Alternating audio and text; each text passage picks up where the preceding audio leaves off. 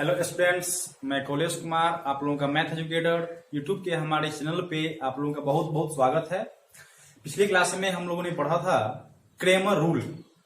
ठीक, आज हम लोग एक्सरसाइज के क्वेश्चन को सोल्व करेंगे, कुछ हिंट्स देंगे, कुछ क्वेश्चन को हम सोल्व करेंगे और उसी बेस पे आप लोगों को बाकी जो क्वेश्चन बचेगा उस क्वेश्चन को सोल्व करके लाना है। ठीक, क्वेश्चन है, देखो पहला क्वेश्चन है examine the consistency of the system of equations in exercise 1 to 6। Question number 1 से लेकर 6 तक में क्या करना है, आपको बताना है कि कौन सा इक्वेशन कंसिस्टेंट है और कौन सा इक्वेशन इनकंसिस्टेंट है। इसके बारे में हम लोग विस्तृत चर्चा किया है ना। तो इसमें सारे क्वेश्चन को हम सोल्व नहीं करेंगे, हम क्या करते हैं क्वेश्चन नंबर 1 सोल्व कर देते हैं, क्वेश्चन नंबर 4 और क्वेश्चन नंबर 5। ठीक, और बाकी जो 3 क्वेश्चन बच रहा है उस क्वेश्चन को आप लोग सोल्व करके लाइएगा। ठीक है, क्वेश्चन नंबर 1, पहला क्वेश्चन है क्वेश्चन नंबर 1, गौर करो। क्वेश्चन दिया हुआ है, इक्वेशन क्या दिया हुआ है, क्वेश्चन हम लिखे क्या, छोड़ देते हैं। The given equations are, क्या इक्वेशन दिया हुआ है, x plus 2y equals to 2, 2x plus 3y equals to 3।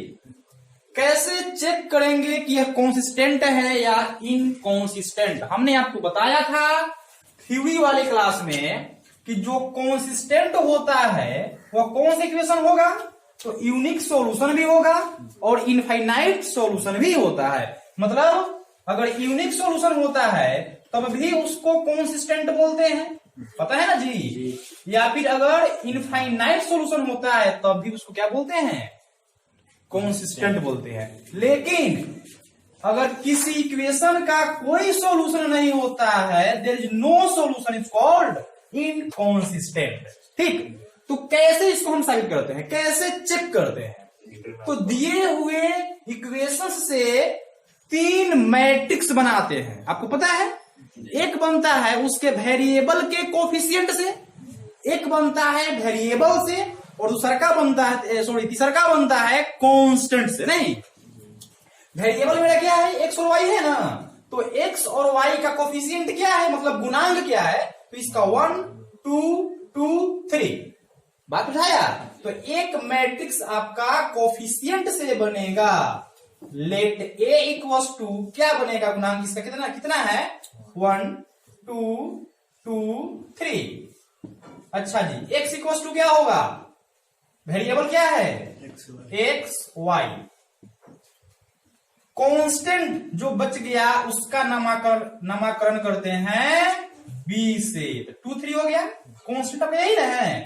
अब क्या करते हैं, पहले चेक करते हैं कि जो वेरिएबल का कोफिशिएंट से जो मैट्रिक्स बना हुआ रहता है उसको डिटरमिनेंट के रूप में सेट करते हैं, उसका मान निकालते हैं। अगर उसका मान 0 नहीं आता है तो उतना है पे हम ब्रेक लगा देते हैं और हमको पता चल जाता है कि इक्वेशन क्या है, कंसिस्टेंट है। लेकिन अगर 0 आ जाता है तब क्या करना पड़ता है, उसका एडजॉइंट निकालना पड़ता है।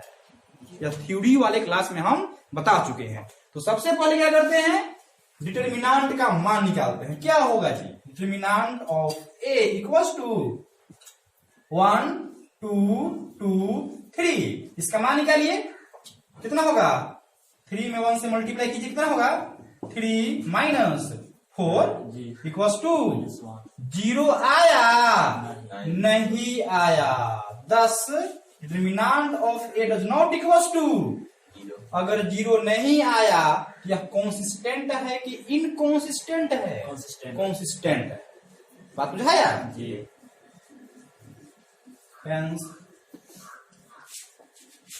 गिवन इक्वेशंस इज कंसिस्टेंट,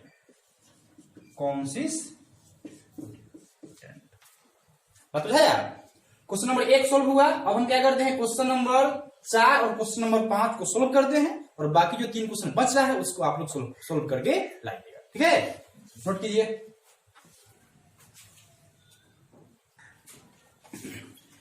अब क्वेश्चन नंबर 4 देखिए, 2 और 3 आप लोग बना लीजिएगा, ठीक है।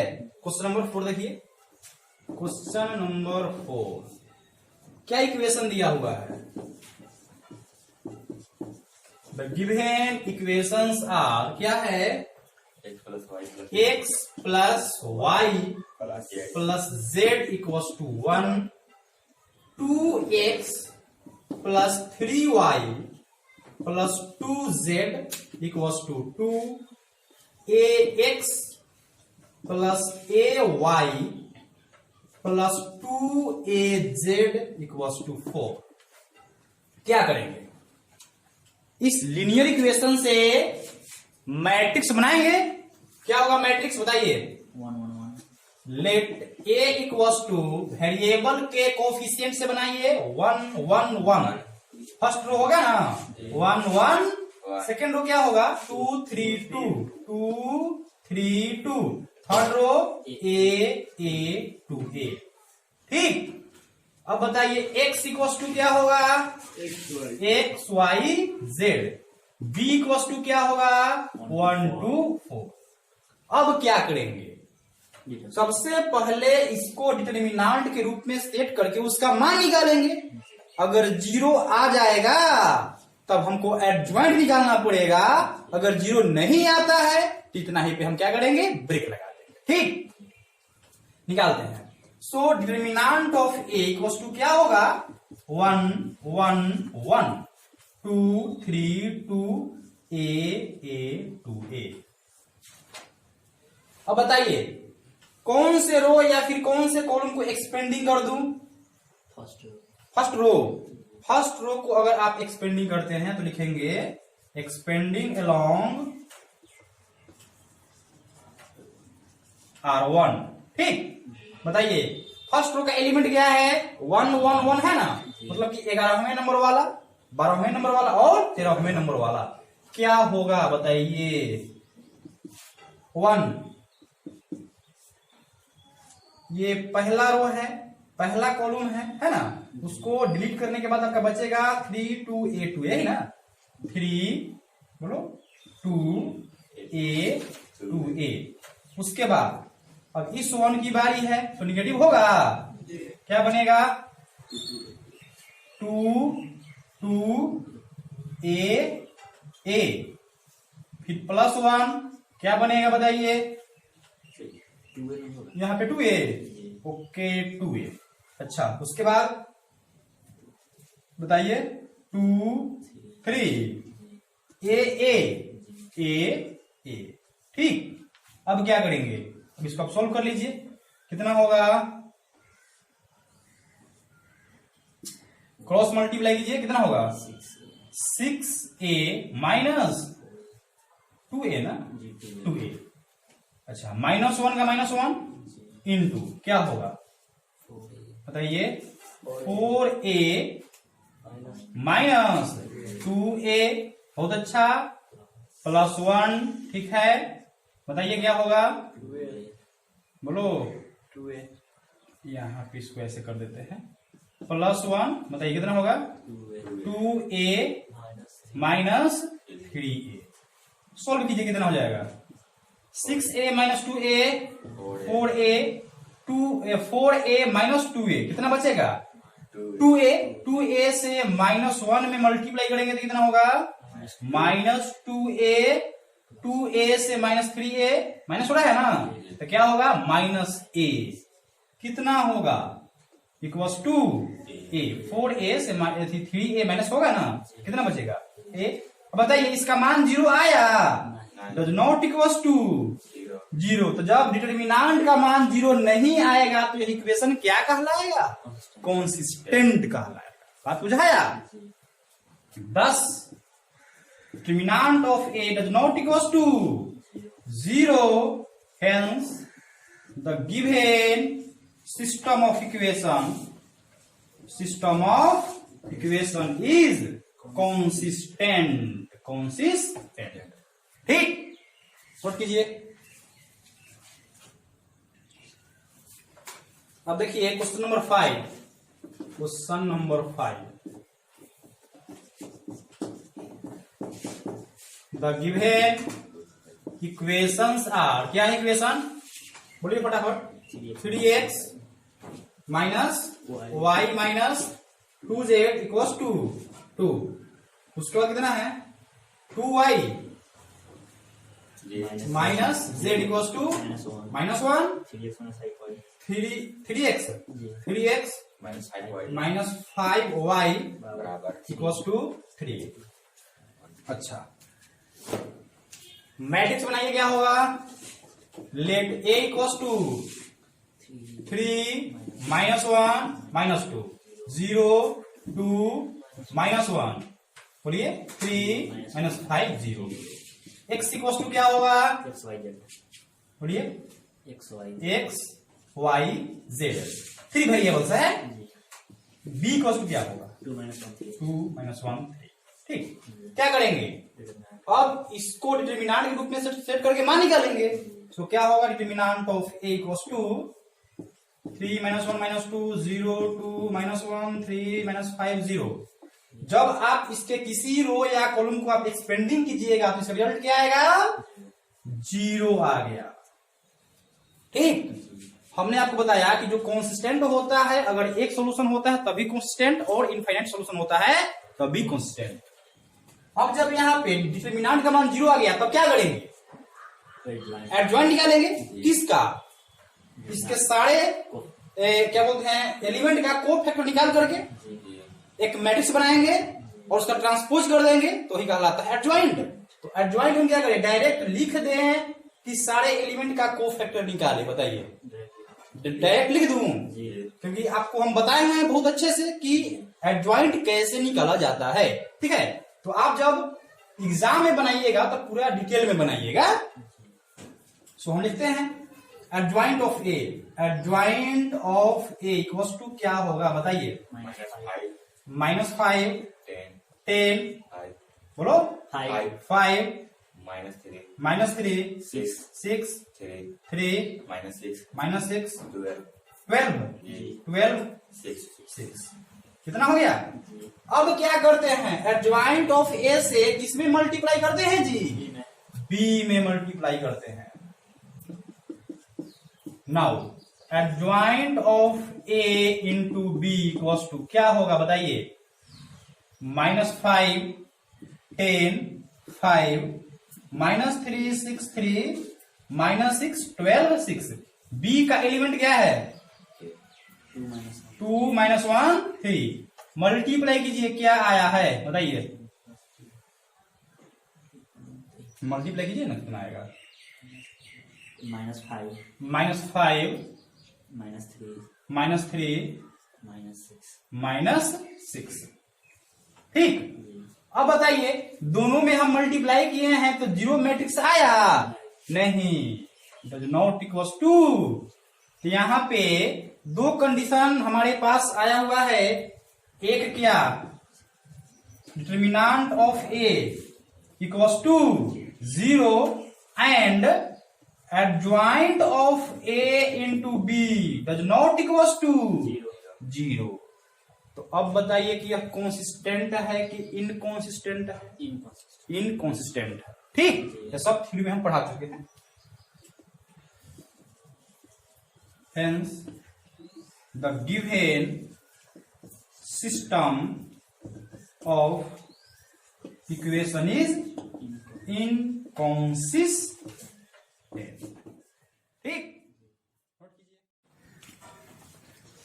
क्वेश्चन नंबर 7 से लेकर क्वेश्चन नंबर 14 तक हम वीडियो के पार्ट 2 में बता चुके हैं कि कैसे सोल्व करना है, और मैं फॉर्मूला भी प्रूफ कर चुका हूं। ठीक है, अब देखते हैं क्वेश्चन नंबर 15 क्या कहता है। ए का वैल्यू दिया हुआ है तो कहता है find A inverse. A inverse पहले आपको निकालना है, तब ए इनवर्स के प्रयोग से आपको इस इक्वेशन को सोल्व करना है। ठीक है, तो सबसे पहले हम क्या करते हैं, ए इनवर्स निकालते हैं। क्या गिवन है बताइए, ए इक्वल्स टू क्या है, 2 -3 5 3 2 -4 1 1 -2। अब क्या करेंगे, इसका डिटर्मिनेंट निकालेंगे। So determinant of A equals to क्या होगा, 2 -3 5 3 2 -4 1 1 -2। जब इसका मान निकालिएगा किसी रो या कॉलम को एक्सपेंडिंग कीजिएगा तो इसका रिजल्ट क्या आएगा -1। जीरो आया नहीं? आपको पता है ए इनवर्स का फॉर्मूला क्या होता है, 1/डिटर्मिनेंट of A into adjoint of. Determinant का मान निकल चुका है, अब निकालना है हमको एडजॉइंट ऑफ ए का मान। कैसे निकाला जाता है, तो सारे एलिमेंट का को फैक्टर निकाल करके मैट्रिक्स बना करके ट्रांसपोज कर दीजिएगा तो वह कहलाएगा एडजॉइंट। ठीक, तो हम क्या करें, यहाँ पे डायरेक्ट हम लिख दे रहे हैं कि इसका एडजॉइंट क्या होगा। बात बुझाया? आप लोग बनाइएगा तो पूरा डीपली बनाइएगा, ठीक है। सो एडजॉइंट ऑफ ए का क्या वैल्यू होगा, बोलिए डायरेक्ट। 0 - 1 2 0 -1 2 2 - 9 2 -5 -9 2 -9 23 23 1 - 5 1 -5 13 13। यह एडजॉइंट ऑफ ए का मान निकल गया। जी अब क्या करेंगे बताइए, ए इनवर्स का मान निकालना है ना, जी। तो हो जाएगा ए इनवर्स का फॉर्मूला क्या होता है बताइए, 1/डिटर्मिनेंट of A into adjoint of क्या होगा 1/-1। एडजॉइंट ऑफ ए का मान कितना है 0 -1 2 2 -9 23 23 1 -5 13 -1 से मल्टीप्लाई कर दीजिए क्या हो जाएगा, सो हो जाएगा A inverse equals to multiply कीजिएगा तो 0 1 -2 2 -2 9 23 निगेटिव है 23 पॉजिटिव है जी।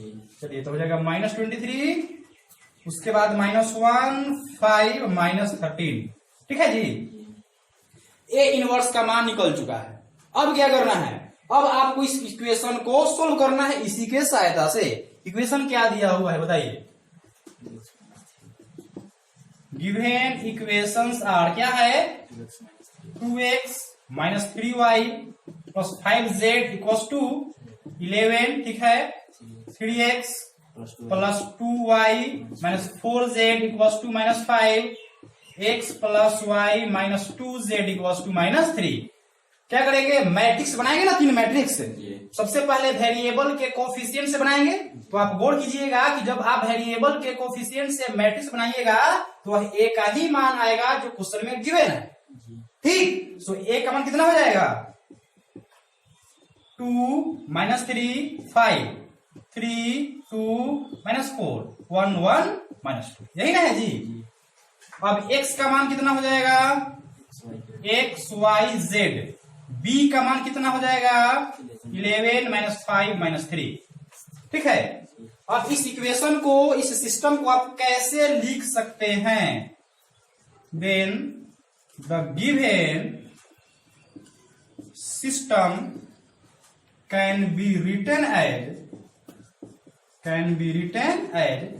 ए x = b। ए और x में मल्टीप्लाई करेंगे तो इतना आएगा ना, और इक्वल्स टू b हो गया। x का वैल्यू कितना हो जाएगा, सो x = a inverse equation first.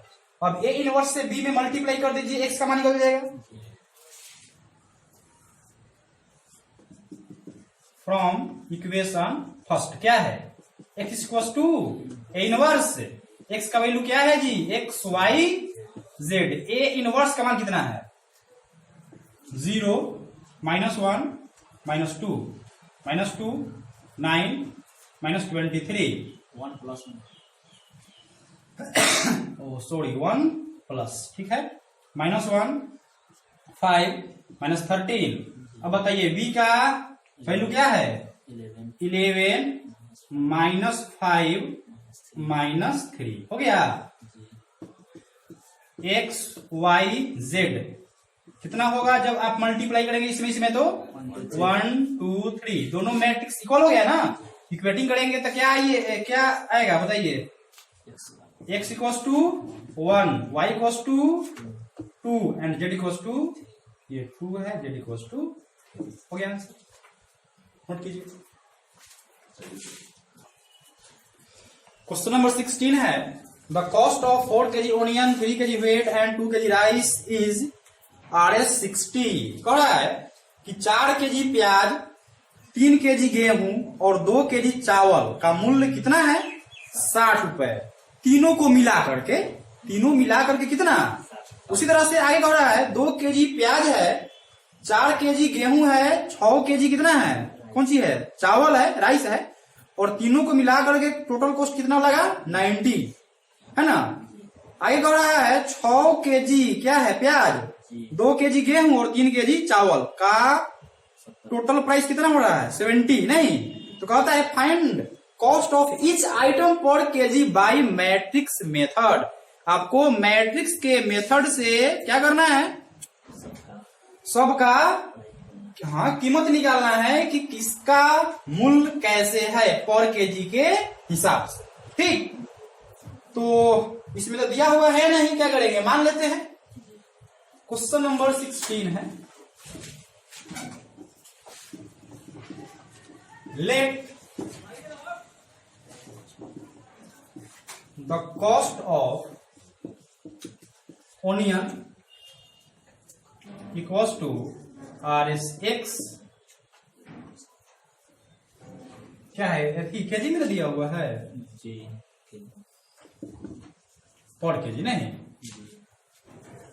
100 रुपया हो गया 1 केजी का मूल्य। द कॉस्ट ऑफ और क्या है वेट, कितना कितना हो जाएगा, इसको वाई मान लेते हैं ना जी पर केजी। उसके बाद